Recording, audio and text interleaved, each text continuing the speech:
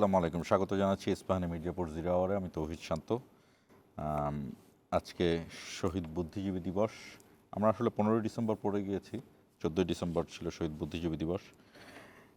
আমরা বিষয়টি ঠিক করেছি যে এই বুদ্ধিজীবীদের আত্মত্যাগ আমাদেরকে কোন পর্যায়ে নিল, এবং এটির সাথে আমরা যোগ করার চেষ্টা করব এই যে নির্বাচনের দিকে যাচ্ছি আমরা, গণতন্ত্রের দিকে যাচ্ছি আমরা, ফ্যাসিজম থেকে উত্তরণের দিকে যাচ্ছি আমরা, রাষ্ট্র সংস্কারের দিকে যাচ্ছি আমরা আমরা সেইখানে আইন শৃঙ্খলা পরিস্থিতি, নিরাপত্তা, এই জায়গাটিকে আমরা কত দূর যুক্ত করতে পারলাম। বুদ্ধিজীবীদের যে আত্মত্যাগ, সেই আত্মত্যাগের অর্থ কী আসলে? সেই আত্মত্যাগের অর্থ আমরা প্রতি 14ই ডিসেম্বর স্মৃতিসৌধে গিয়ে নিয়ম করে ফুল দিব, বড় বড় কথা বলবো। বুদ্ধিজীবীরা আমাদের ছেড়ে চলে গিয়েছেন, তারা আমাদের জাতির প্রাণ ছিলেন, জাতির বুদ্ধিজীবী ছিলেন, তারা থাকলে অনেক কিছু হতো, এরকম নাকি কাজে পরিণত করা? আমার সঙ্গে আমাদের আজকের বিষয় তাই নির্বাচন, নিরাপত্তা ও আত্মত্যাগ। আমাদের সঙ্গে আছেন রাষ্ট্র সংস্কার আন্দোলনের সভাপতি হাসনাত কাইয়ুম, আপনাকে স্বাগত জানাচ্ছি, এবং ঢাকা বিশ্ববিদ্যালয়ের সমাজ কল্যাণ ও গবেষণা ইনস্টিটিউটের অধ্যাপক ডক্টর গোলাম রাব্বানী, আপনাকেও স্বাগত জানাচ্ছি। দর্শক, শিরোনাম শুনে আসবো, বরাবর মতোই শিরোনাম শুনে আলোচনা শুরু করব। শহীদ বুদ্ধিজীবী দিবসে জাতির সূর্য সন্তানদের স্মরণ। শহীদ বুদ্ধিজীবী স্মৃতিসৌধে রাষ্ট্রপতি ও প্রধান উপদেষ্টার শ্রদ্ধা। নির্বাচন বানচালে দেশে নাশকতা বাড়ার আশঙ্কা রাজনীতিবিদদের। আমরা যে কোনো মূল্যেই বাংলাদেশের স্বাধীনতা সার্বভৌমত্বকে অক্ষুণ্ণ রাখবো। যথাসময়ে সঠিক সময়ে নির্বাচন অনুষ্ঠানের মধ্য দিয়ে গণতান্ত্রিক অগ্রযাত্রা অব্যাহত। গণ অভ্যুত্থানকে নস্যাৎ করার জন্য তাদেরকে টার্গেট করে হত্যা করা হচ্ছে। রায়ের বাজার বধ্যভূমি স্মৃতিসৌধে সর্বস্তরের মানুষের শ্রদ্ধা, দেশকে এগিয়ে নেওয়ার প্রত্যয়। তারা তো হচ্ছে আমাদের জ্বর, আমাদের বাঙালি জাতির শিকড় যে তারা। আমার শিকড়কে যদি আমরা না জানি, তাহলে আমরা কাদের সন্তান, আমরা কিভাবে বুঝবো? আমরা যদি ভবিষ্যতে আগাতে চাই, তাহলে আমাদের পিছনের ইতিহাসকে ভুলে যেয়ে নয়, পিছনের ইতিহাসকে বাঁচিয়ে রেখেই আমাদের সামনে চলতে হবে। আইন শৃঙ্খলা পরিস্থিতি নিয়ন্ত্রণে আনাই নির্বাচিত সরকারের প্রথম কাজ, বললেন তারেক রহমান। দুর্নীতির লাগামও টেনে ধরবে বিএনপি। ওসমান হাদির শারীরিক অবস্থা অত্যন্ত আশঙ্কাজনক। ক্রিটিক্যাল কেয়ার ইউনিটে স্থানান্তর, উন্নত চিকিৎসার জন্য কাল নেওয়া হবে সিঙ্গাপুরে। এবং যাবতীয় সুবিধা থাকার পরও পুরোপুরি স্বাধীনতার সুযোগ পায়নি বিচার বিভাগ, মন্তব্য প্রধান বিচারপতির। আমরা যদি ভেবে থাকি অযথা হয়রানি এবং প্রতিকারের পরিবর্তে প্রতিবন্ধকতা সৃষ্টি করার মানসিকতা নির্মূল করা না যায়, তবে বিচার বিভাগ একদিন প্রান্তিক, অপ্রাসঙ্গিক ও অবিশ্বস্ত প্রতিষ্ঠানে পরিণত হবে। অসৎ বিচারকদের বিরুদ্ধে কঠোর ব্যবস্থা নেয়ার হুঁশিয়ারি। দর্শক, শুনছিলেন শিরোনাম। আমরা কিছুক্ষণ আগে জানতে পেরেছি যে ওসমান হাদিকে আসলে সিঙ্গাপুরে না, থাইল্যান্ডে নেওয়া হচ্ছে, এবং ওসমান হাদির জন্য দোয়া রইল, তিনি দ্রুতই আমাদের মধ্যে ফেরার। হাসনাত কাইয়ুম, আপনাকে দিয়ে শুরু করি। রাষ্ট্র সংস্কার আন্দোলন, আপনার দলের নাম রাষ্ট্র সংস্কার আন্দোলন, সবচেয়ে বেশি আপনি বিভিন্ন সময় এগিয়ে নিতে এখন এটি একদম জাতীয় পর্যায়ে চলে গিয়েছে। এই কথা, রাষ্ট্র সংস্কার আন্দোলন। রাষ্ট্র সংস্কার আন্দোলন আমরা একবার 47-এ করলাম, পাকিস্তান, ভারত। তারও আগে ধরেন যদি হাজী শরীয়তুল্লাহ ফরাইজির কথা বলি, বা 57 সালের সেই সিপাহী বিপ্লবের কথা বলি, এই সবগুলোই কিন্তু রাষ্ট্র সংস্কারের একটা ধাপ। দ্বীন ইলাহির কথাও যদি বলি, এটাও এক ধরনের হয়তো বা রাষ্ট্র সংস্কার। আর মোগলরা যখন ফার্সিকে নিয়ে আসলো, রাষ্ট্র সংস্কার। 1971 সালে এটা কি রাষ্ট্র সংস্কার। আমরা 1975 সালে এক ধরনের রাষ্ট্র সংস্কারে গেলাম, তার আগে বাকশাল হলো। আমরা এই যে রাষ্ট্র সংস্কার চলছে, কেমন দেখলেন এই যে আজকে বুদ্ধিজীবীদের আত্মত্যাগ, কেমন ভাবছেন? কেমন? ধন্যবাদ আপনাকে, সহ আলোচককে, এবং যারা শুনছেন। আমরা যখন আসলে রাষ্ট্র সংস্কার কথাটা বলি তখন একটা নির্দিষ্ট জায়গা থেকে আসলে বলার চেষ্টা করি, সেখানে পড়ে আসি। আমি বুদ্ধিজীবী দিবসটি আগে আসলে বলতে চাই, সেটা হচ্ছে যে আপনাদের আমি জানি না, বা আমার কাছে, আমি আজকেও বাংলা একাডেমির একটা আলোচনায় ছিলাম বুদ্ধিজীবী দিবস নিয়ে। এইটাকে একটা গতানুগতিক, যেটা আপনি বলার সময় শুরু করতে বলছিলেন, যে জাস্ট একটা আনুষ্ঠানিকতা, একটা গতানুগতিকভাবে কতগুলো অনুষ্ঠান করা এবং বছরের পর বছর একই ধরনের কথা বলে যাওয়া, এরকম জায়গায় আসলে আমরা নিয়ে গেছি কিনা আমার নিজের কাছে মনে হয় যে হ্যাঁ, এটা এবং নিয়ে গেছে, এবং এটা ক্রমশ আসলে তার যে গুরুত্ব রাজনীতির মধ্যে, রাজনৈতিক চৈতন্যের মধ্যে যে গুরুত্বটা ছিল কিংবা আজকে পর্যন্ত যেভাবে থাকার কথা, এটা আসলে থাকছে না। এর একটা হইতে পারে যে ধরেন মনস্তাত্ত্বিক একটা কালেকটিভ মনস্তত্ত্বের মধ্যে একটা পরিবর্তন হয়েছে। আমি ওইটাকে অতটা গুরুত্বপূর্ণ মনে করি। আমি মনে করি যে রাজনীতি নিজে, আমরা যারা রাজনীতি করি এবং যারা আসলে রাজনৈতিক কর্মকাণ্ডের সাথে যুক্ত আছি, ধারাবাহিকভাবে ধরেন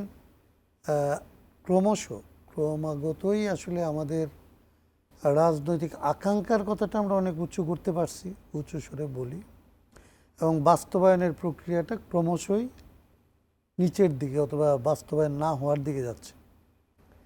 এরকম একটা প্রেক্ষাপটে এইবারের ধরেন 24-এর অভ্যুত্থানের পরে এই হচ্ছে ধরেন এবারের আমরা বুদ্ধিজীবী দিবস পালন করলাম।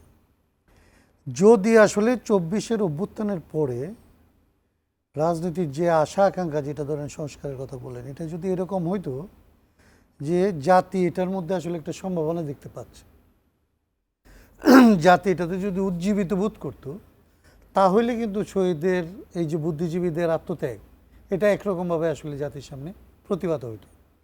এবং যখন দেখা যাচ্ছে যে আসলে 1 বছর কয়েক মাসের মধ্যেই আসলে যে আশা আকাঙ্ক্ষা নিয়ে এত বড় রক্তপাত, এত ধরনের এত জীবনদান এবং এত মানুষ আহত হওয়া, এটা সে অর্থে আসলে কোনো কার্যকর কোনো পরিবর্তনের দিকে বাংলাদেশকে নিতে পারবে কিনা, এটা নিয়ে সন্দেহ সংশয় যখন অনেক বেশি মাত্রায় সামনে চলে আসে, তখন এরকম দিনগুলি শোক করতে শোক, আবার রাজনৈতিক জায়গার আসলে যে পতন, সেইটা আরেকটা শোকাবহ পরিস্থিতি তৈরি করে, এটা উজ্জীবিত করে না। আরেকটা লাইন বলতে চাই, সেটি হলো যে এই যে ফুল পুষ্পস্তবক নিয়ে গেলাম আমরা, এই যে শহীদ মিনারে যাচ্ছি, এই যে স্মৃতিসৌধে যাচ্ছি, একটি রীতি মানছি, এবং সেখানে আমরা বিভিন্ন শপথ নিচ্ছি, রাজনৈতিক দলগুলো যাচ্ছে, সবাই যাচ্ছে, কিন্তু এটার সাথে আমি এক ধরনের মিল করি। এই যে যেমন মানুষ প্রতিদিন প্রতি শুক্রবারে জুম্মার নামাজ পড়তে যাচ্ছে, সেখানে তিনি বলছেন মিথ্যা কথা বলবেন না, অসৎ থাকবেন না, কিন্তু আবার অফিসে গিয়ে তিনি দুর্নীতিতে যাচ্ছেন, ঘুষ খাচ্ছেন। আমি এটাকে একটা উদাহরণ হিসেবে আনছি। এই যে আপনি মুক্তিযুদ্ধের চেতনা বলতে বলতে আমরা শুনলাম গেল 17 বছরে, তার আগেও শুনছি গেল 17 বছর সর্বোচ্চ, আর এই যে বুদ্ধিজীবীদের আত্মত্যাগ, এই যে শুনছি কি আসলে এটা কি শুনছি আসলে? ওইটাই যেটা আপনি বলছিলেন যে আসলে আমরা মুখে যেটা বলি কিংবা আলোচনা করতে আসার সময় যা বলি, সেই সময়ের সাথে মানে এই বলাটার সাথে আমার জীবনের আসলে জীবনযাপনের যে পদ্ধতি, আমার যে আসলে কর্মকাণ্ড, এটা মিলছে না। আমরা এটা মিলানোর প্রয়োজন মনে করছি না। আমরা এটা মনে করছি আপনার টেলিভিশনে যখন আসবো তখন কতটা গুছিয়ে, কতটা সুন্দরভাবে এই কথাটা বলবো, এবং আমার জীবনযাপনের জন্যে কতটা আসলে অসৎ পথে, এটা রাজনৈতিক অর্থে না, শুধুমাত্র রাজনীতিতে বলেন, অর্থনীতিতে বলেন, আসলে অন্যান্য যাপনের যে জায়গাগুলি, সেইখানে আসলে কতটা এটা থেকে সরে গিয়ে ব্যক্তিগত স্বার্থটা চরিতার্থ করব, এইরকম একটা বৈপরীত্য নিয়ে যখন আসলে এগুলি পালন করা হয়, তখন এই মহত্বগুলি আসলে বৈপরীত্যের অধীনে চলে আসে, এবং এটা আসলে তার যে মহত্ব, এটা হারায়। Just as like a ritual প্রোগ্রামই তো এরকম এর বেশি আসলে থাকছে না। গোলাম রব্বানীর কাছেও একই প্রশ্ন, যে দীর্ঘ সময় ধরে এই যে প্রশ্ন আমি হাসনাত কাইয়ুমের কাছে করলাম, আপনার পর্যবেক্ষণ কি আসলে? আমি আসলে আমি কিছুটা হয়তো বা আপনাদের চেয়ে তরুণ, কিন্তু আমিও তো অনেক দিন ধরে বুদ্ধিজীবী দিবস দেখছি, বিজয় দিবস দেখছি, স্বাধীনতা দিবস দেখছি, অন্তত আমি নিজে কখনো আমাদের বই পুস্তকে বিজয় দিবস এবং স্বাধীনতা দিবসের যে আলাদা তাৎপর্য আছে এটা খুঁজে দেখি যে পাইনি। আমি নিজে পড়ালেখা করে জেনেছি যে আমাদের দুটো দিবসই আলাদা তাৎপর্যময়, আমাদের কেউ জানায়নি। এই বুদ্ধিজীবী দিবসে আমরা কি জানছি বা আমাদেরকে কি জানানো হয়েছে বা আমরা আমাদেরও ব্যর্থতা থাকতে পারে, আপনার অবজারভেশন কি? অনেক ধন্যবাদ। আজকে যদিও 12টা পার হয়ে গেছে, 14ই ডিসেম্বর শহীদ বুদ্ধিজীবী দিবস। এই দিবসে আমি এই 1971 সালে সেই 25শে মার্চ থেকে শুরু করে 16ই ডিসেম্বর বা 14ই ডিসেম্বর পর্যন্ত যে সমস্ত শিক্ষক, চিকিৎসক, দার্শনিক, সংস্কৃতিকর্মী, আইনজীবী, সাংবাদিক সহ যে সমস্ত বুদ্ধিজীবী শহীদ হয়েছিলেন তাদের আত্মার মাগফিরাত কামনা করি এবং আমি শ্রদ্ধা ভরে তাদের স্মরণ করছি আজকের এই দিনে। পাশাপাশি আমি 71 সালের যে 30 লক্ষ শহীদ তাদের আত্মার মাগফিরাত কামনা করি। পাশাপাশি এটিও আমাকে বলতেই হয় যে গত বছর যে গণ অভ্যুত্থান, ছাত্র জনতার যে গণ অভ্যুত্থান, যে গণ অভ্যুত্থানে আমাদের যে প্রায় 2000-এর কাছাকাছি 1500 থেকে 2000 যে ছাত্র জনতা নিহত হয়েছে, শহীদ হয়েছে, তাদেরকে আজকে এই দিনে স্মরণ করি। আপনি যে প্রশ্নটা করেছেন যে আমরা আমাদের কিছু দিবস আছে, সেই দিবসগুলো আমরা ঢাকঢোল পিটিয়ে আমরা পালন করি। এর মধ্যে আমাদের শহীদ বুদ্ধিজীবী দিবস একটি। এই দিবস আসলেই সকাল থেকে সকালে আমরা পুষ্পস্তবক অর্পণের মধ্য দিয়ে আমাদের এই অনুষ্ঠানের সূচনা হয় এবং সারাদিন ব্যাপী আমাদের কিছু আলাপ আলোচনা অনুষ্ঠানের মধ্যে দিয়ে আমরা এটি উদযাপন করি এবং আমরা আসলে এই দিনটিকে আমরা স্মরণ করতে চাই 1971 সালের এই 14ই ডিসেম্বর। আসলে 14ই ডিসেম্বর এদিন বুদ্ধিজীবী দিবস হিসেবে ঘোষণা করা হয়েছে। মূলত এই দিন আমাদের বেশিরভাগ অনেক বুদ্ধিজীবী এদিন নিহত হয়েছে সেই জন্য, কিন্তু আসলে পুরো 9 মাস ব্যাপী কিন্তু আমাদের অনেক বুদ্ধিজীবী নিহত হয়েছে। তার অ্যাকুরেট সংখ্যা এখনও আমরা নির্ণয় করতে পারি নাই এবং সেটি আমরা ওভাবে প্রকাশও করতে পারি নাই। এর মধ্যে ঢাকা বিশ্ববিদ্যালয়ে আমাদের 23 জন শিক্ষকের নাম আছে, মনির চৌধুরী, গোবিন্দচন্দ্র দেব, আনোয়ার পাশা, আবুল খায়ের, মোফাজ্জল হায়দার চৌধুরী, রাশিদুল হাসান সহ আমাদের 23 জন শিক্ষকের নাম আছে, কিন্তু আসলে এই লিস্টটাও আমরা তৈরি করতে পারি নাই।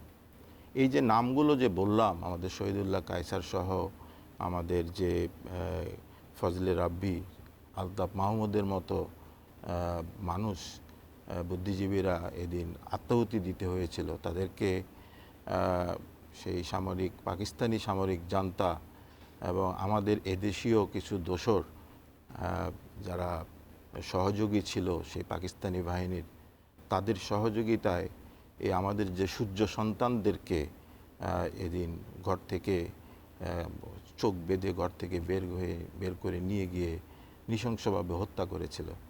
শুধুমাত্র এই বাংলাদেশকে যখন তারা দেখতে পেল যে আসলে তাদেরকে সারেন্ডার করতেই হবে, যুদ্ধে পাকিস্তানের জয়ী হওয়ার কোনো সম্ভাবনা আর ছিল না, তখনই এই যে পাকিস্তানের যে সামরিক জান্তা রাও ফরমান আলী, তার নেতৃত্বে আমাদের এই বুদ্ধিজীবী নিধন শুরু হয়। তাদেরই আমাদের দেশীয় কিছু সহযোগী সেখানে সাহায্য করেছিল। কিন্তু আমি যে নামগুলো বললাম, যে বুদ্ধিজীবী যাদেরকে হত্যা করা হয়েছিল, তারা আমাদের সূর্য সন্তান এবং তাদের যে ভূমিকা, তাদের গুরুত্বপূর্ণ ভূমিকার কারণেই কিন্তু আজকে আমরা এই স্বাধীন পতাকা, এই মানচিত্র আমরা পেয়েছি। এবং তারা কিন্তু বুদ্ধিজীবী হিসাবে তাদের যে ইতিহাস, তাদের যে ঐতিহ্য, তাদের যে পড়াশোনা, তাদের যে জ্ঞান, সব কিছু আমরা যদি বিশ্লেষণ করি তারা কিন্তু তাদের কাজকর্মে সৎ ছিলেন এবং তারা বাংলাদেশের বিনির্মাণের ক্ষেত্রে বাংলাদেশের আমি পরিবর্তন করার ক্ষেত্রে তাদের একটা গুরুত্বপূর্ণ ভূমিকা তারা রেখেছেন। আমি কিন্তু আপনি যে এই ব্যাপারে প্রশ্নটা- কোনো সন্দেহ যে নেই, প্রশ্নটা কিন্তু আপনি অধ্যাপক গোলাম করেছেন- রব্বানী, আমি এই প্রশ্নটিকে আরো সহজ করে দিতে চাই। আমরা তাদেরকে স্মরণ করছি না ধারণ করছি? এটি তো আমি সেই প্রসঙ্গেই আমি যেতে চাচ্ছি যে বা আমাদের কোনটা আসলে আমরা গুরুত্বপূর্ণ? আমরা যে ভূমিকাটা আমাদের এই সূর্য সন্তানরা রেখেছিলেন এই বাংলাদেশ বিনির্মাণের ক্ষেত্রে, বাংলাদেশের জন্মের ক্ষেত্রে তাদের যে অবদান, সেই অবদানটাকে আসলে তারা কি চেয়েছিলেন 54 বছরে? তারা চেয়েছিলেন একটা গণতান্ত্রিক বৈষম্য মুক্ত একটা সমাজ রাষ্ট্র থাকবে, যেখানে কোনো রকমের অশান্তি থাকবে না, কোনো রকমের রাজনৈতিক কোনো কুন্দল থাকবে না, একটা অর্থনীতি এবং সামাজিক থাকে আমরা এগিয়ে যাব, এটাই বৈষম্যহীন একটা সমাজ নির্মাণের চিন্তা থেকেই তো তাদেরকে হত্যা করা হয়েছিল, যাতে করে আমরা এই একটা বৈষম্যহীন সমাজ প্রতিষ্ঠা করতে। কিন্তু আসলে আমরা কিন্তু 54 বছরে কিন্তু আমরা সেটি আমরা ওভাবে পাইনি। আমরা বিশেষ করে এটি ইতিহাস টানলে অনেক লম্বা কথা, কিন্তু আমরা দেখি যে এটা প্রতিটা মুহূর্তেই কিন্তু আমাদের পর্যায়ে পর্যায়ে কিন্তু এটা বাধাগ্রস্ত হয়েছে। এবং বলতেই হয় যে 24-এর গণ অভ্যুত্থান, ছাত্র জনতার গণ অভ্যুত্থান কেন হয়েছে, এটি বিগত 15 বছরে এই আমরা যে শাসনটা দেখেছি, বিগত স্বৈর শাসন দেখেছি, আমরা গেল 17 বছর মানে সবচেয়ে বেশি জাঁকজমকপূর্ণভাবে এই দিবসগুলো পালন করেছি। হ্যাঁ, সব থেকে জাঁকজমকপূর্ণ পালন করেছি। এটাকে একটা রিচুয়াল হিসাবে আমরা এটাকে পালন করেছি। কিন্তু এটাকে আমরা আসলে এই বুদ্ধিজীবীদের যে আশা আকাঙ্ক্ষা, এই দেশ নির্মাণের জন্য তাদের যে আত্মাহুতি, যে ধরনের বৈষম্যহীন সমাজ প্রতিষ্ঠা করার কথা, সেটি কিন্তু আমরা ধারণ করি নাই। সেটা কিন্তু সেই দিকে আমরা কিন্তু এই বাংলাদেশকে নিয়ে যেতে পারিনি। আমরা বাংলাদেশকে নিয়ে গিয়েছি, আমরা গত 15-17 বছর ধরে আমরা এটাই দেখেছি, আমরা এখানে কিভাবে বৈষম্য তৈরি করা যায়, কিভাবে শোষণ করা যায়, কিভাবে রাজনৈতিক দলগুলোর উপর কিভাবে শোষণ করা যায়, নির্যাতন করা যায়।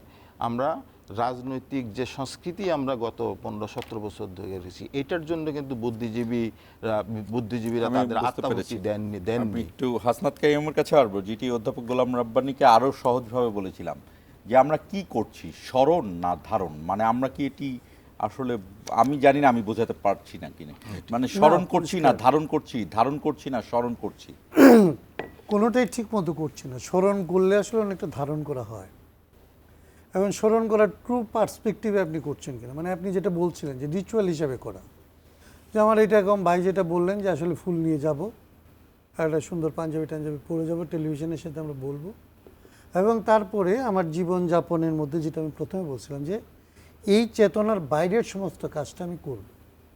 বললেন একেবারেই যদি ধরি, খুবই প্রাথমিক কথা হচ্ছে যে 71 সালে যুদ্ধটা তো একদম বৈষম্যের বিরুদ্ধে হয়েছিল। একেবারেই আপনার 71-এর জন্ম, মানে আপনার বয়স কত আমার মনে নাই, জানি না, আমার জন্ম হয়নি, আপনার জন্ম হয়নি, মানে 2টা পোস্টার 71-এর আগে, যারা 71-কে দেখেছে, আমি 71-এর 10 বছর পরে, ধরেন একটা পোস্টার ছিল সোনার বাংলা শ্মশান কেন, একেবারেই পিক্টোরিয়াল একটা ছিল, বৈষম্যটাকে খুব ক্যাটাগরিক্যালি একটা সাদা কালো পোস্টার, কিন্তু কয়েকটা হেডে আসলে পূর্ব পাকিস্তানের সাথে পশ্চিম পাকিস্তানের বৈষম্যটা এখনো পাওয়া যায়, এটা তুলে ধরা হয়েছে। এই ইকোনমিক এবং পলিটিক্যাল ডিসপ্যারিটির চিত্রটা ধরেই আসলে স্বায়ত্তশাসনের গল্পটা স্বাধীনতার গল্পে যায়, এবং স্বাধীনতার লড়াইটার মধ্যে ভাই যেটা বললেন যে আসলে স্বাধীনতাটা প্রায় যখন নিশ্চিত, যারা পরাজিত হবে, রাজাকারা, আলবদর, আলশামস যারা ছিল, তাদের সহায়তা নিয়ে কিংবা তাদের প্ররোচনায় দেখা যায়, এখন রেকর্ডগুলি পাওয়া যায়, পাকিস্তানি জেনারেলদের লেখাতেই পাওয়া যায় যে তাদের পরিকল্পনা ছিল, এবং এখানে যারা তাদের সহায়ক শক্তি ছিল তারা মিলে একদম তো লিস্টেড করে, মানে যারা আমাদের এখানকার মোটামুটি ওই সময়ের চিন্তাভাবনায় অগ্রসর, কিংবা চিন্তাভাবনা করতে পারে, আপনি অগ্রসর নাও মনে করতে পারেন, চিন্তাভাবনা করায় সক্ষম, এরকম মানুষদেরকে আসলে তুলে নিয়ে ওই খুনটা করা হলো। তার মানে 14 ডিসেম্বর আপনি বলতেছিলেন যে আলাদা করে কেন পালন করতে হয়? আলাদা করে পালন করতে হয় যে আমাদের সমস্ত মানুষদের, অনেক মানুষকে হত্যা করা হয়েছে। সেই মানুষদের হত্যা করার সময় এই মানুষদেরকে কেবলমাত্র বাঙালি কিংবা আসলে এখানকার এই ভূখণ্ডের মানুষ এইভাবেই মারা হয়েছে। কিন্তু কিছু মানুষকে তারা টার্গেট করছিল যে এরা হচ্ছে আসলে পরবর্তী বাংলাদেশ, এরা যদি বেঁচে থাকে হয়তোবা তারা বাংলাদেশটাকে অন্য একটা জায়গায় উন্নীত করতে পারে, তাদের দৃষ্টিতে যাদের মনে হয়েছিল, বা কিছুদিনের জন্য অন্তত থামিয়ে দিই। থামিয়ে দেওয়া। তার মানে চিন্তাটাকে থামিয়ে দেওয়া, উন্নততর চিন্তা করতে পারে এই রকমের মানুষদেরকে থামিয়ে দেওয়ার জন্য করছিল। এখন আমরা যারা আসলে কাজ করছি, আমরা কি চিন্তা করি? আমরা ওই রকম কোনো চিন্তা করার সিলসিলার মধ্যে আছি? ধরেন এরা তো আমি দেখি, আমি একটু কঠোরভাবে বলি, আমরা কি এটা কি বিক্রি করছি নাকি? আমাদের বিক্রি করি না এরকম কিছু নাই। আমি শুধু এইটুকু আগের কথাটা আমি বলি যে এক লাইনে, যে বিষয়টা হচ্ছে এরকম যে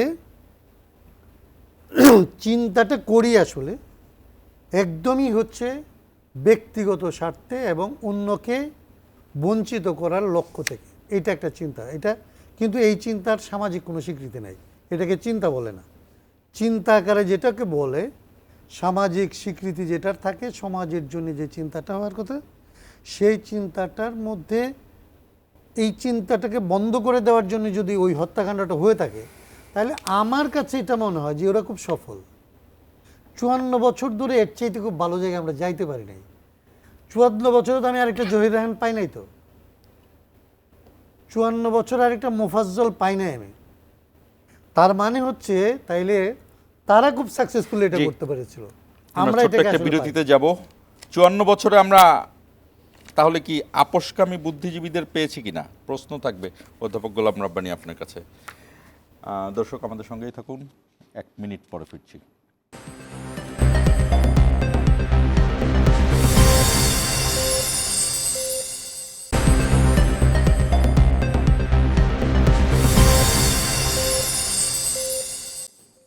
আবারও স্বাগত ইস্পাহানি মির্জাপুর জিরো আওয়ারে। হাসনাত কাইয়ুম যে কথাটি বলছিলেন, অধ্যাপক গোলাম রাব্বানী, আপনি ঢাকা বিশ্ববিদ্যালয়ের শিক্ষক, ঠিক ঢাকা বিশ্ববিদ্যালয়ের অন্তত 23 জন শিক্ষকের কথা তো বললেনই আপনি। জহির রায়হান তিনি যা বলতে চেয়েছিলেন বলতে পারেননি, তিনি সেখানে আপোষ করেননি, বা মনির চৌধুরী বলেন, শহীদুল্লাহ কায়সার বলেন, বা এই মোফাজ্জল হায়দার চৌধুরী, উনি তারা আপোষ করেননি। তার মানে হাসনাত কাইয়ুম কি বলতে চাইলেন?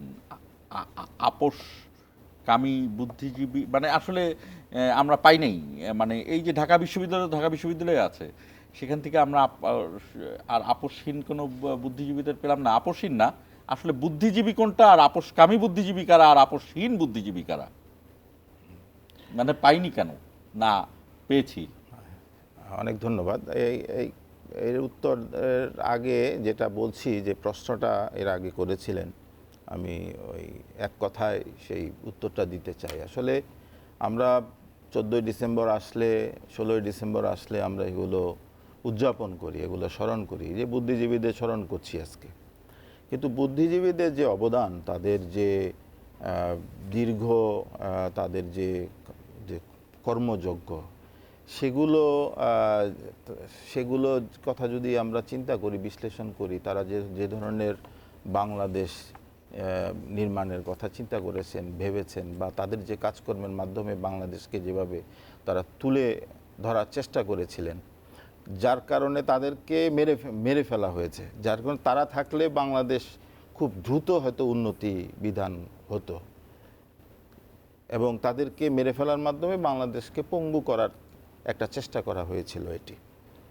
কিন্তু এই মানুষজন, এই যে যারা বুদ্ধিজীবী, আমরা তাদের এই যে সূর্য সন্তান যাদেরকে বলছি, তাদের যে কর্মযোগ্য, তাদেরকে আমরা আসলে ধারণ করছি না। আমরা আসলে তাদের, আমরা যে প্রশ্নটা আপনি করেছেন, সেটি আসলে এখনকার সময়ে আমাদের যে বুদ্ধিজীবী, আমরা যারা নিজেদেরকে বুদ্ধিজীবী বলে দাবি করছি, তো আমরা আসলে কি ভূমিকাটা রাখছি এই 54 বছরে?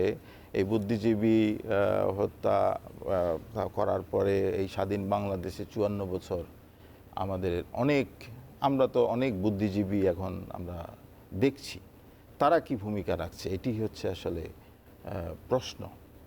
মনে করেন গত 15 এবং প্রশ্নটি 17 বছরে হাসনাত কাইয়ুম তুলেছেন।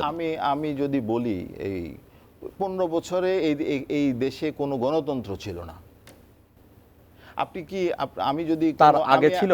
আমি তার আগে ছিল অবশ্যই, কিছু গণতন্ত্র ছিল, তার আগে আবার কিছু ছিল না।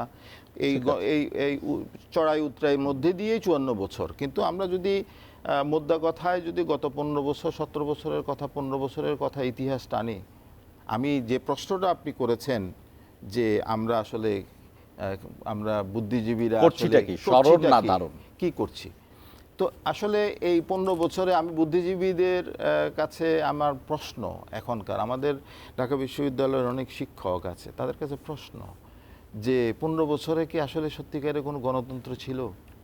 এদেশে একটা সুশাসন ছিল? হ্যাঁ, তাহলে এখন আপনি যদি বলেন তাহলে এখানে অনেকেই বলবেন যে হ্যাঁ, গণতন্ত্র ছিল, সঠিকভাবে ভোট হয়েছে, রাজনীতি হয়েছে। তো এখন আমার প্রশ্ন হচ্ছে তাহলে এই যে আমরা এই যারা বুদ্ধিজীবী, আমরা শিক্ষক বলেন, চিকিৎসক বলেন, বিভিন্ন পেশাজীবী আছে, আমাদের মধ্যে পক্ষ বিপক্ষ আছে, কিন্তু আমরা কি কতটুকু আমরা সত্যকে ধারণ করছি, সত্যি কথা বলছি? আমরা 54 বছরের ইতিহাসের কথা বলেন অথবা গত 15 বছরের ইতিহাসের কথা বলেন, আমরা সঠিক তথ্যটা আমরা কি তুলে ধরছি কিনা, আমরা সত্যটাকে উন্মোচন করছি কিনা এবং সত্য কথা বলছি কিনা? কই আমাদের বুদ্ধিজীবীরা আমাদের এটা তো বলেন না, যে তখনও বলেন নাই কেউ, সবাই ক্ষমতার কাছাকাছি থাকতে চাচ্ছেন, থেকেছেন, আমরা দেখেছি, কিন্তু আপনারা তো বলেন নাই কখনো যে না, এভাবে দেশ চলতে পারে না, এভাবে রাতে কখনো ভোট হতে পারে না, এভাবে ভোটারবিহীন কোনো নির্বাচন হতে পারে না।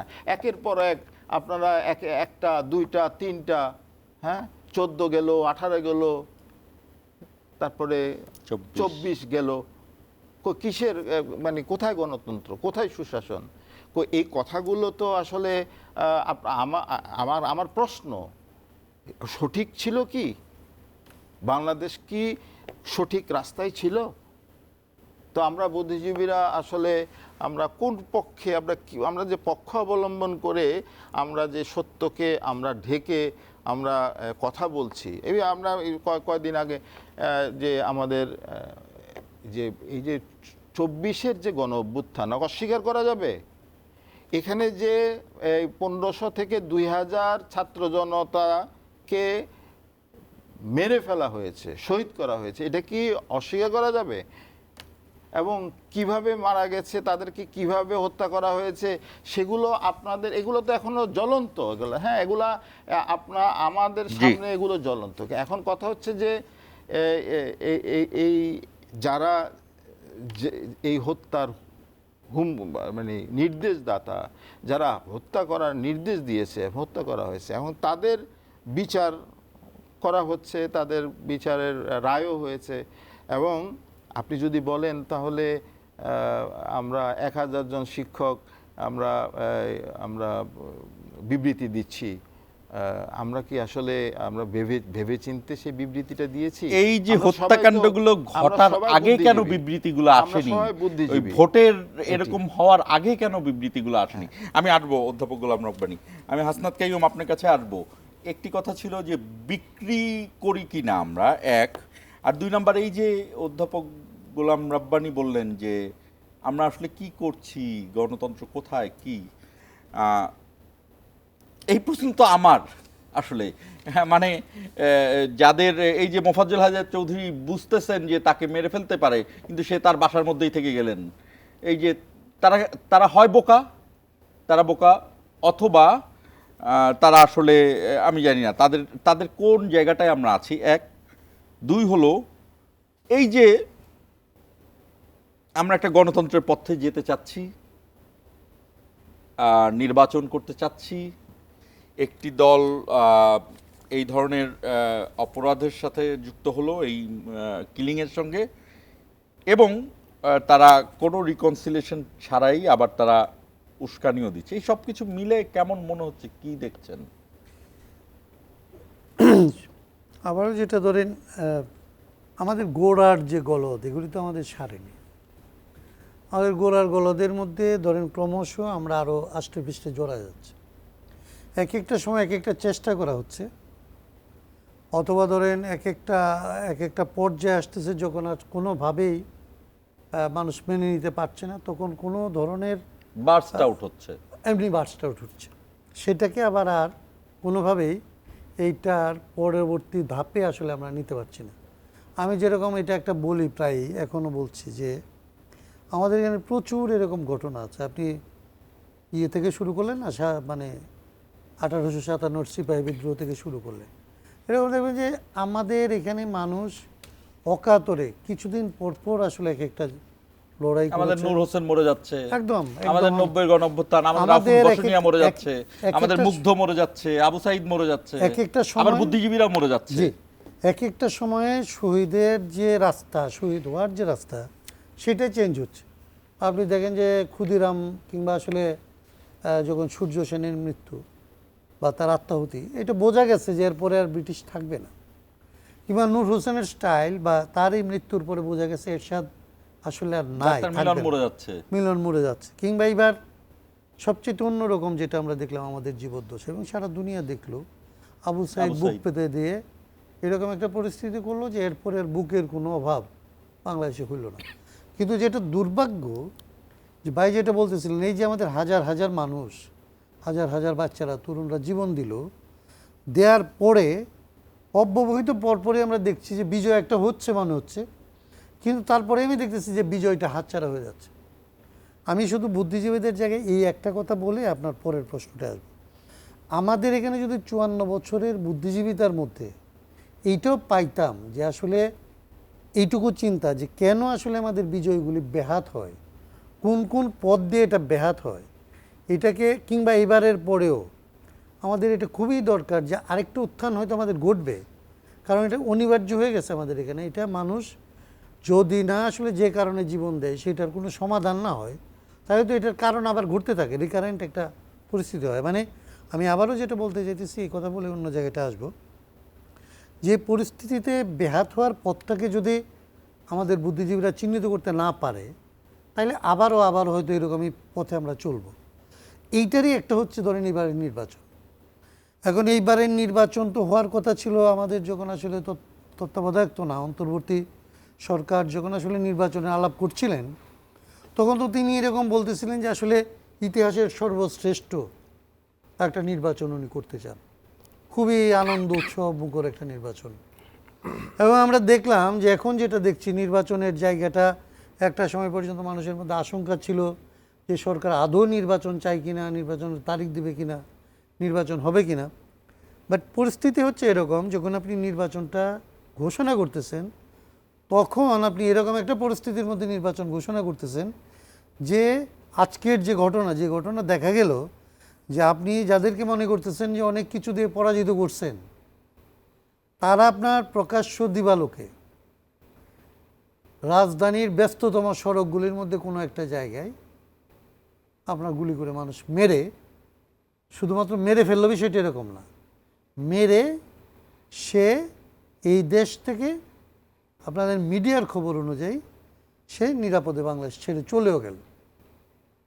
এই যে পরিস্থিতি রেখে আপনি তাহলে নির্বাচন করার জায়গাটা, তাহলে আপনি রিকনসিলিয়েশনের কথা তুলছেন, হয় বিচার করবেন, বিচারের বাইরে আপনি রিকনসিলিয়েশনের একটা জায়গায় যাবেন, মানুষকে একটা, অথবা যারা আমরা এখানে ছিলাম তাদের মধ্যে এরকমের একটা পরিস্থিতি তৈরি হবে যে আমরা আসলে সবাই মিলে এই পরিস্থিতিটা অতিক্রম করার আগ পর্যন্ত আমাদের মধ্যে একটা ঐক্য থাকবে, আমাদের মধ্যে একটা সহযোগিতা সহমর্মিতা থাকবে, আমরা নির্বাচনটা কিভাবে করব এইটা নিয়ে আমাদের মধ্যে একটা কনসেনসাস তৈরি হবে। কিছু একটা তো লাগবে, আইদার আমার এটাকে নিয়ন্ত্রণ করার মতো, এটাকে বন্ধ করার মতো আমার সামর্থ্য লাগবে, শক্তি লাগবে, অথবা ওই শক্তি যদি আমার ওইভাবে না থাকে, দমন করার মতো, প্রতিরোধ করার মতো শক্তি না থাকে, তাহলে আমার অভ্যন্তরীণ যে শক্তি, যেটা আমার ঐক্যের শক্তি, সেটাকে আমার জাগাইতে হবে। তো আমার ঐক্যের শক্তি আমার ভেঙে পড়ছে, যাদেরকে আমি পরাস্ত করছি বলে মনে করছি, তারা বিপুল বিক্রমে আমার আজকে এখানে আক্রমণ করতেছে, ওইখানে আক্রমণ করছে, এটা চলতেছে, এবং তাদেরকে আমি ধরতেও পারতেছি না, তাদেরকে আমি বিচারের আওতায় আনতে পারতেছি না।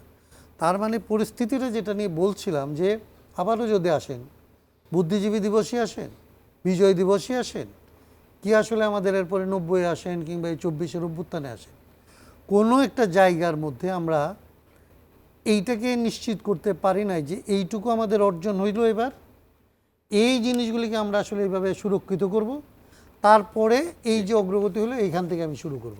আমরা ছোট্ট একটি বিরতি যাব। অধ্যাপক গোলাম রাব্বানী, আপনার কাছে এই প্রশ্নটা থাকবে, হাসনাত কাইয়ুমের কাছেও প্রশ্ন থাকবে। একটি বক্তব্য আমি নিচ্ছি, সব ষড়যন্ত্র ব্যর্থ করে যথাসময়ে নির্বাচন হবে। ফখরুল, আমি আপনাদের দুইজনের কাছে এই জিনিসটা জানতে চাই, এই ষড়যন্ত্রের ব্যাখ্যা জানতে চাই। এটা কি আসলে, আমি এটা বুঝতে পারছি না। এটা রাজনীতিবিদদের মধ্যে দেখেন, আমি আরও 2টা লাইন, সব ষড়যন্ত্র ব্যর্থ করে যথাসময়ে নির্বাচন হবে, নির্বাচন ও অভ্যুত্থানকে নস্যাৎ করতে টার্গেট কিলিং করা হচ্ছে, নস্যাৎ ষড়যন্ত্র। হ্যাঁ, ওসমান হাদির উপর হামলা নির্বাচন বিরোধী ষড়যন্ত্র নাহিদ ইসলাম। হ্যাঁ, এরপরে চক্রান্তর কাছে মাথা নত, গণতান্ত্রিক বাংলাদেশ গড়ে তুলতে হবে, মাথা নত নয় মির্জা ফখরুল।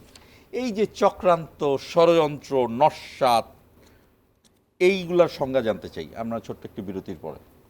আর দর্শক আমাদের সঙ্গেই থাকুন, নিচ্ছি ছোট্ট একটি বিরতি।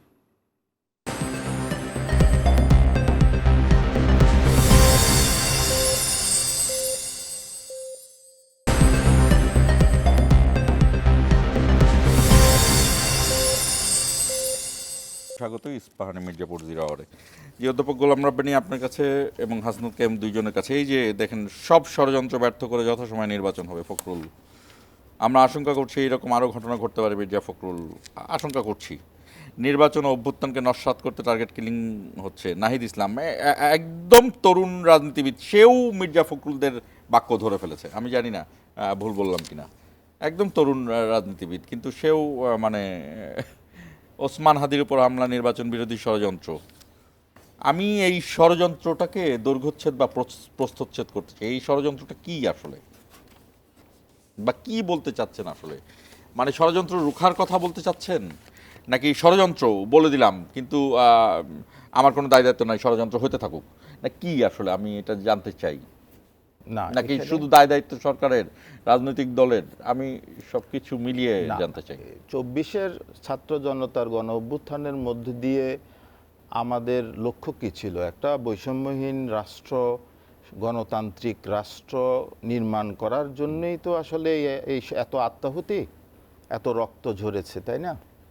তো আমরা তো আমাদের বর্তমান ইন্টারিম গভর্নমেন্টের কাছে আমাদের তো যে চাওয়া, তারা এই একটা গণতান্ত্রিক রাষ্ট্র নির্মাণের ক্ষেত্রে তারা সেই ব্যবস্থাটা করবেন, এবং তারা করেছেনও।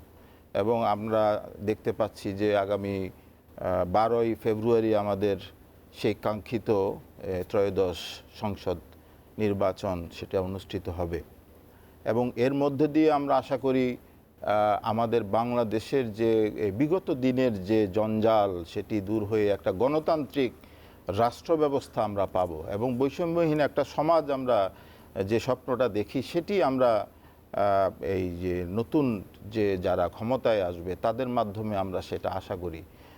এটা বাংলাদেশের সকল মানুষই আশা করে এটি। কিন্তু আসলে যে পতিত স্বৈরাচার, আপনি যে প্রশ্নটা করেছেন যে রাজনীতিবিদরা যে ষড়যন্ত্রের কথা বলছেন, আমি তো মনে করি যে পতিত স্বৈরাচার যাদেরকে রাজনীতি থেকে এই ইন্টারিম গভর্নমেন্ট বা বাংলাদেশের মানুষ আপাতত দূরে রেখেছে, তো সেখান থেকে একটা হুমকি কিন্তু আমরা দেখতে পাচ্ছি, এটা সরাসরি বলতে হয়। সুতরাং এখানে একটা পক্ষ যখন রাজনীতি থেকে দূরে থাকবে, তো সেখানে তারা নিশ্চয়ই এই যে একটা শান্তিপূর্ণভাবে আমরা যেটি নির্বাচন আশা করছি সেটি নস্যাৎ করার জন্য কিছু গোষ্ঠী কিন্তু কিছু ব্যক্তি, গোষ্ঠী, দল কিন্তু কাজ করছে এবং করবে, যার একটা প্রতিফলন আমরা কিন্তু এই ওসমান হাদির যে তার উপর যে গুলি করা হয়েছে, সে দিনে দুপুরে প্রকাশ্যে তাকে গুলি করা হয়েছে। আপনি চিন্তা করে দেখেন, এবারে পরিকল্পিত হত্যা কাণ্ড ঘটানোর জন্য করা হয়েছে। এবং আমরা পত্রপত্রিকা, ছবি এবং আমাদের সোশ্যাল মিডিয়া আমরা যেটা দেখতে পাচ্ছি যে যে গুলি করেছে, যার কথা আসছে, সে কিন্তু তার সাথে ক্যাম্পেইনে ছিল। হ্যাঁ, এবং ক্যাম্পেইন করে যখন তিনি ফিরে আসছিলেন রিক্সা করে, তখনই তাকে কিন্তু গুলি করে চলে যায়। সুতরাং এটি সত্যি কথা, বিভিন্ন দিক থেকে এখানে যে নির্বাচন, আমরা যে একটা কাঙ্ক্ষিত নির্বাচন চাচ্ছি, এবং সেই নির্বাচন ভণ্ডুল করার জন্য একটা গোষ্ঠী কিন্তু এখানে সেই অপতৎপরতা চালাবে। তো সেই আমাদের রাজনীতিবিদরা কিন্তু সেই কথাটাই আসলে বারবার বলছেন, এবং যার যে আভাসটা কিন্তু আমরা সেটা দেখতে পাচ্ছি। সুতরাং আমার মনে হয় ইন্টারিম গভর্নমেন্ট এই যে নির্বাচনটা ঘোষণা করেছেন ত্রয়োদশ, যেটি আমাদের 18 কোটি জনগণের যে আকাঙ্ক্ষা, দীর্ঘদিন আমরা ভোট থেকে, গণতান্ত্রিক পরিবেশ থেকে আমরা দূরে ছিলাম, সেটি আমরা নিশ্চিত করতে যাচ্ছি। ইন্টারিম গভর্নমেন্ট এতদিন যতটুকুই করেছেন, আমি সে আলোচনা যাব না, কিন্তু ভালো মন্দ মিলেই কিন্তু তারা এগিয়ে নিচ্ছিলেন দেশটাকে। কিন্তু বাকি 2 মাস তাদেরকে খুব শক্ত হাতে কিন্তু এই ষড়যন্ত্রগুলো মোকাবেলা করতে হবে, এবং একটা শান্তিপূর্ণ নির্বাচনের দিকে বাংলাদেশকে নিয়ে যেতেই হবে। শেষ প্রান্তে হাসনাত কাইয়ুম, আপনার হাতে 3 মিনিট আছে। এই প্রশ্নই যে এই যে ষড়যন্ত্র, চক্রান্ত, নস্যাৎ, এগুলো শুনছি, আসলে এটা কি, মানে ফলাফল কি হচ্ছে? এই ষড়যন্ত্র দেখছেন রাজনীতিবিদরা?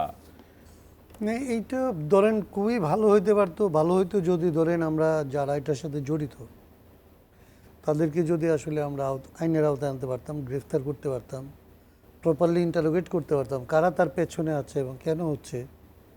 এটা হইলেই ধরেন আসলে আপনার এখনকার যে ধোঁয়াশাটা তৈরি হয়েছে এটা হইতো না। কিন্তু এই ষড়যন্ত্রের আলাপটা আসে অন্য কতগুলি প্রেক্ষাপট মিলে। যখন আপনি স্পষ্ট করতে পারেন না এটা কেন ঘটতেছে, তখন আপনি দেখেন যে কার বেলায় ঘটতেছে, কার উপরে ঘটতেছে। এটা ঘটতেছে হচ্ছে হাদির উপরে। হাদি হচ্ছে আসলে এই 8 আসনের একজন প্রার্থী। কোথায় সে ছিল? সে আসলে নির্বাচনী ক্যাম্পেইন করার মধ্যে ছিল। তাকে আসলে সেই কি একমাত্র মানে এরকম প্রতিদ্বন্দ্বী কিংবা এরকম, তা না। বোঝা যাচ্ছে যে তার মতো একজন লোককে যখন বাছাই করা হয় হত্যা করার জন্যে, তখন যারা আসলে মূল প্রতিদ্বন্দ্বী হইতে পারে তাদের উপরে একজনের বদলে আরেকজনের উপরে দোষ চাপানো, এইটার এক ধরনের একটা সহজ হয়। এবং যখন এটা সহজ হয় তখন যেটা আন্দাজ করা যায় যে এরকমের 2টা পক্ষ যদি আসলে বাংলাদেশে নির্বাচনকে সামনে রেখে খুবই মুখোমুখি হয়, বিবাদে জড়িয়ে পড়ে, তাইলে যে নির্বাচনটা আসলে হওয়ার কথা সেই নির্বাচনটা হওয়ার ক্ষেত্রে একটা বাধা সৃষ্টি হতে পারে। সেইভাবে হয়তো আমাদের রাজনীতিবিদরা বিশ্লেষণ করে এটাকে নির্বাচন ঠেকানোর একটা ষড়যন্ত্র। এবং এর পেছনে যেহেতু যাকে এখন তো আমরা চিহ্নিত করতে পারছি যে আসলে এই কিলিংয়ের অপারেশনাল সাইডটা কারা দেখছে, পেছনে কারা আছে, এটাকে তাকে দেখলে কিছুটা আন্দাজ করা যায়, যদিও স্পষ্ট হওয়া যায় না। তো সব মিলে এটা যখন রাজনীতিবিদরা বলেন যে আসলে এটা নির্বাচন ঠেকানোর একটা ষড়যন্ত্র, তখন এটা খুব বেশি অতিকথন হয় না। এটা অতিকথন হইতে পারতো। এটা দায়িত্ব ছিল আসলে আইন শৃঙ্খলা রক্ষা বাহিনীর, যে সমাধানের জায়গাটা, ফলাফলের জায়গাটা আমার কাছে যেটা মনে হয় যে আমি এর আগে 2টা কথা বলছিলাম, নির্বাচন যদি যত ঘনিয়ে আসতে থাকবে, এই ধরনের ঘটনার অনেক রকমের, এরকম একটা ঘটনা একরকম বিভিন্ন ডাইমেনশনে এই ঘটনা ঘটতে থাকবে।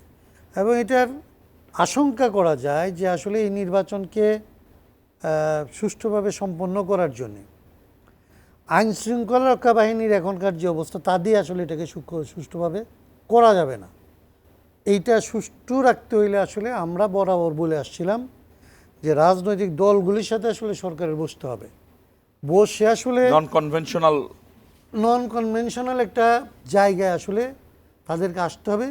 প্রতিদ্বন্দ্বী প্রার্থী হওয়ার পরেও, প্রতিদ্বন্দ্বিতার রুলসের অভাব থাকার পরেও এটাকে রক্ষা করতে হলে রাজনীতিবিদরা কিভাবে আসলে এই জায়গাটা ঠিক করবেন, এইটা নির্বাচনে একটা রুলস আসলে তাদের ফ্রেম করতে হবে। দুইজনকেই ধন্যবাদ। আমাদের সঙ্গে যুক্ত থাকার জন্য।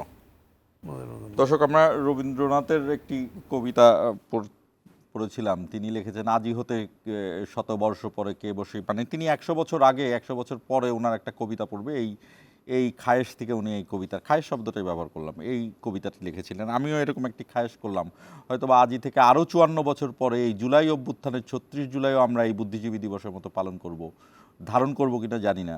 মানে আমাদের মনে হয় এই দিবসটাও ওরকম হয়ে যাবে যে হ্যাঁ, মুগ্ধরা অনেক দিয়েছিল, তাদের আবু সাঈদের কবরে ফুল দিব, তারপর কিন্তু আবার ভুলে যাব। এখানে ডক্টর হুমায়ুন আজাদের একটা কথা মনে পড়ে। তিনি বলেছিলেন যে বাঙালি মাঝে মাঝে আন্দোলন করে, আন্দোলনে সফল হয়, সফল হওয়ার পর ভুলে যায় আন্দোলন কেন করেছিল। এটি ওনার প্রবচন গুচ্ছের একটি প্রবচন। আমি জানি না, এটাই আসলে হুমায়ুন আজাদও বাঙালি, উনি আসলে বাঙালির চরিত্রটা, নিজে বাঙালি তো নিজেও চরিত্রটা বুঝতে পারলেন। শেষ করছি আজকের ইস্পাহানি মির্জাপুর 0 আওয়ার।